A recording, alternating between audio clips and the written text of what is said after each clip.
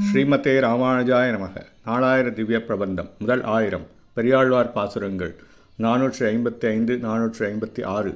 455ஆம் பாசுரம்.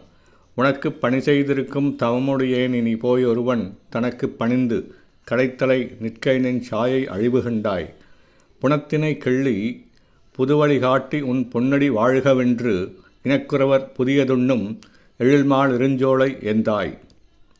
திருமாலிருஞ்சோலை மலையில் குறவர்கள் கூடி உன் பொன்னடி வாழ்க என்று பல்லாண்டு பாடிய வண்ணம் நிலத்தில் விளைந்த திணைக்கதிரை அறுத்து கொண்டு வந்து அப்போது புதியதாக சமைத்த உணவை உனக்கு அவர்கள் படைத்த பின்பே உண்பர்.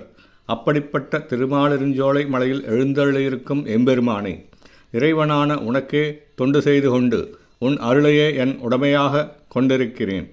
அடியேன் இனிமேல் பிரமன் முதலிய வேறு எவருக்கும் தலைவணங்கி தொண்டு செய்ய மாட்டேன்.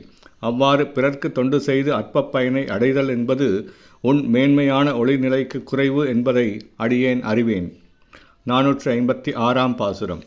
காதம் பலவும் திரிந்துழன்றேற் கங்கோர் நிழலில்லை நீரமில்லை உன் பாத நிழலல்லால் மற்றோர் உயிர்ப்பிடம் நானெங்கும் காண்கின்றிலேன்.